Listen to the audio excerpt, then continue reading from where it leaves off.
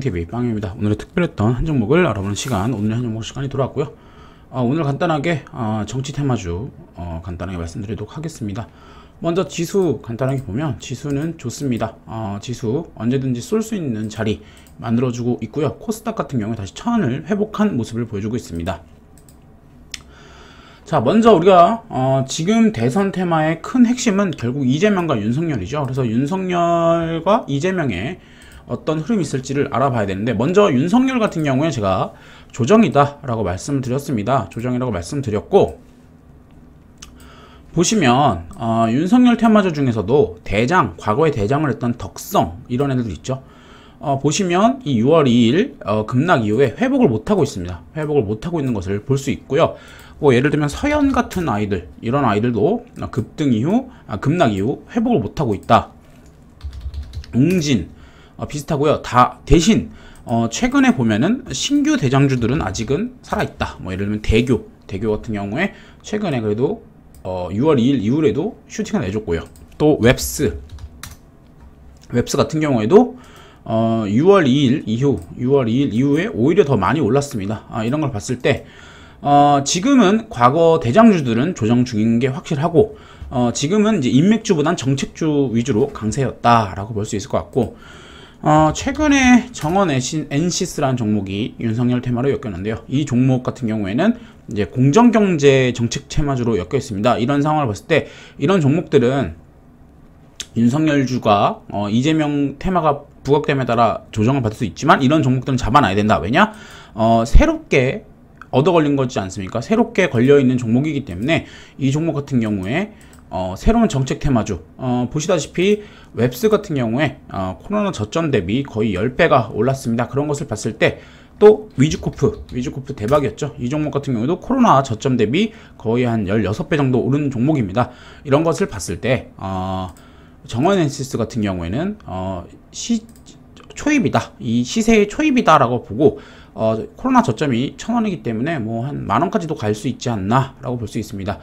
이건 사실 차트를 비교해보면 아실 텐데요. 웹스, 또 위즈코프, 이런 종목들을 봤을 때, 아시다시피 주봉에서 이렇게 큰 슈팅이 나오고 나서, 이렇게 더 추가적인 상승이 나오고 있다. 거의 뭐 한 달 안에는 이 첫 주봉의 2배 이상 올라가는 모습을 보여주고 있습니다. 이런 식으로 거의 2배 올랐고, 얘도 2배 올랐고요. 그래서 위즈코프 같은 경우에는 위즈코프래요. 그 정원엔시스 같은 경우에는 새로운 대장주, 정책 대장주니까 꼭 보셔라 라고 말씀드릴 수 있을 것 같습니다. 더불어서 우리가 내용을 보면 27일 대권 도전을 한다고 합니다. 다음 주죠. 다음 주인데, 다다음 주 정도 되는데, 그러면서 이제 민심 투어를 하겠다. 그러니까 대권 도전을 하고, 그 다음에 이제 좀 돌아다니면서 여기 보시죠. 27일 대권 도전을 선언하고 일주일, 그러니까 7월 초에 민심 투어 한번 하고 국민의힘을 입당할 거다라는 내용이 나오고 있고요. 이게 중요한 포인트가 뭐냐? 민심 투어입니다. 여기 이 민심 투어가 되면서 윤석열이 더 많이 언론에 노출되겠죠. 결국 정치 테마주는 관심이 얼만큼 많으냐가 중요한데, 이것이야말로 민심 투어야말로 언론에 오르락내리락 할 수 있는 부분이겠고, 여기서 우리가 체크해야 될 것이 바로 민심 투어 중에 충청도 방문을 할 수 있다는 겁니다. 아시다시피 최근 6월 1일 이때쯤에 이 정진석 의원을 만나면서 이제 충청도 놀러 오라고 얘기를 하지 않았습니까? 그렇기 때문에 이 얘기를 들었을 때 충청도를 한번 갈 겁니다. 그래서 우리가 충청 테마주를 체크를 꼭 하셔야 되겠고요. 뭐 대표적으로 사실 충청 테마주라고 하면 효성 OMB라든지 OMB 이런 종목이나, 아니면 진바이오텍, 이런 진바이오텍, 그리고 뭐 크라운 혜택, 크라운 제가 이런 게 있고요. 충청 테마주를 조금 더 연장시켜 보면 우리가 세종시 테마주도 연결이 되겠죠. 그래서 프롬파스트, 이 종목 보시면은 많이 올랐지만 아직까지 5일선을 지키고 있는 모습을 봤을 때, 이 종목이 물론 당장은 못 갑니다. 충청도 방문을 해야 되겠고, 이재명도 지역균형 발전 얘기를 하고 있지만 세종시를 콕 집어 얘기하지 않고 있기 때문에 이런 종목들이 당장 갈 수는 없다고 볼 수 있지만, 일단 충청도 방문했을 때 반등이 나올 수 있다라는 점을 기억을 해 두셔야 된다라고 말씀드릴 수 있을 것 같습니다. 다음으로 우리가 이재명을 봐야 되죠. 그래서 이재명 같은 경우에 이제 김경수 이분이랑 도지사분이랑 이제 맞손을 잡았죠. 그래서 김경수 도지사 같은 경우에 이제 노무현 쪽이 있지 않았습니까? 그래서 이 내가 그러니까 기존 친문과 어떻게 보면 이재명은 친문이 아니었는데 이걸 다 끌어안는 모습을 보여주고 있는 거겠고요. 여기서 이제 중요한 점은 여기입니다. 21일 전후로 다음 주 월요일이죠. 월요일 전후로 이 지사가 공식 출마 선언을 할 거다라고 하고 있습니다. 그래서 출마 선언을 하게 되면 당연히 이재명 테마주가 오를 거고요. 그러다 보니까 최근에 카스 같은 경우에 어떻습니까? 차트가 완전히 상승 무드로 바뀌었죠.